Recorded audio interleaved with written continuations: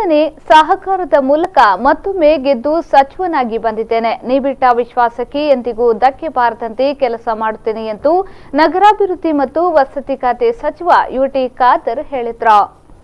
ಉಳ್ಳಾಲ ಜುಮ್ಮಾ ಮಸೀದಿ ಮತ್ತು ಸೈಯದ್ ಮದನಿ ದರ್ಗಾ ವತಿಯಿಂದ ನೂತನ ಸಚಿವ ಹಾಗೂ ಶಾಸಕರುಗಳಿಗೆ ನಡೆದ ಅಭಿನಂದನಾ ಕಾರ್ಯಕ್ರಮದಲ್ಲಿ ಮಾತನಾಡಿದರು. ಇತಿಹಾಸ ಪ್ರಸಿದ್ಧವಾಗಿರುವ ದರ್ಗಾ ಅಭಿವೃದ್ಧಿಗೆ ಇನ್ನಷ್ಟು ಅನುದಾನ ದೊರಕಿಸಲು ಪ್ರಯತ್ನಿಸುತ್ತೇನೆ. ಶಾಂತಿ ಸೌಹಾರ್ದತೆಗೆ ದರ್ಗಾ ಸಮಿತಿ ಪ್ರಯತ್ನಿಸಲಿ. ಅಭಿವೃದ್ಧಿಯ ಉಳ್ಳಾಲಕ್ಕೆ ನಾನು ಪಣ ತೊಟ್ಟಿದ್ದೇನೆ ಎಂದರು. ನಿಮ್ಮೆಲ್ಲರ ದುವಾ ಆಶೀರ್ವಾದ ಸಹಕಾರ ಮೂಲಕ ಕ್ಷೇತ್ರ ಶಾಸಕನಾಗಿ ಮಾತ್ರ ಅಲ್ಲ, ಮತ್ತೊಮ್ಮೆ ಈ ರಾಜ್ಯದ ಸಚಿವ ಸಂಪುಟದ ಸದಸ್ಯರ ಕೂತ್ಕೊಳ್ಳೋ ಅವಕಾಶ ತಾವು ಇವತ್ತು ಮಾಡಿಕೊಟ್ಟಿದ್ದೀರಿ.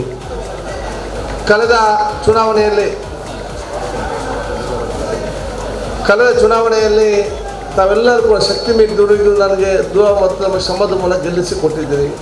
ದರ್ಗದ ಅಧ್ಯಕ್ಷರು, ಸದಸ್ಯರು, ನಮ್ಮ ಸಮಿತಿ ಸದಸ್ಯರು, ಆಯುರ್ವೇದ ಎಲ್ಲರೂ ಕೂಡ ವಿಶೇಷವಾದ ಒಂದು ಸಹಕಾರ ಕೊಟ್ಟಿದ್ದನ್ನು ಹೇಳಲಿಕ್ಕೆ ನಾನು ಇವತ್ತು ಇಚ್ಛಿಸ್ತೇನೆ.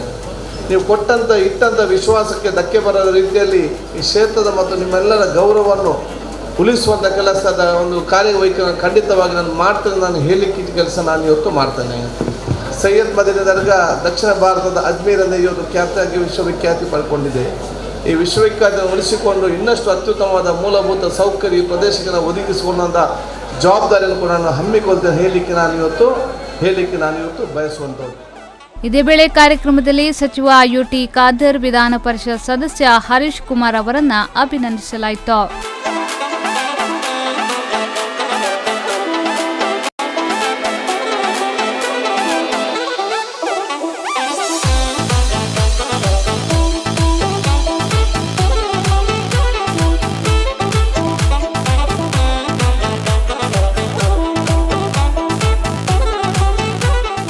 ಈ ಸಂದರ್ಭ ನಗರಸಭಾಧ್ಯಕ್ಷ ಹುಸೇನ್ ಕುಂಜಿಮೋನೋ, ಜಿಲ್ಲಾ ವಕ್ಫ್ ಸಮಿತಿ ಅಧ್ಯಕ್ಷ ಯುಕೆ ಮೋನೋ, ತಾಲೂಕು ಪಂಚಾಯತ್ ಅಧ್ಯಕ್ಷ ಮೊಹಮ್ಮದ್ ಮೋನೋ, ಸದಾಶಿವ ಉಳ್ಳಾಲ್, ದರ್ಗಾ ಉಪಾಧ್ಯಕ್ಷರಾದ ಯುಕೆ ಮೋನೋ, ಇಸ್ಮಾಯಿಲ್, ಬಾವಾ ಮೊಹಮ್ಮದ್, ಪ್ರಧಾನ ಕಾರ್ಯದರ್ಶಿ ಮೊಹಮ್ಮದ್ ತ್ವಾಹಾ ಮೊದಲಾದವರು ಉಪಸ್ಥಿತರಿದ್ದರು. ಆರಿಫ್ ಕಲ್ಕಟ, ವಿ4 ನ್ಯೂಸ್ 24/7 ಉಳ್ಳಾಲ.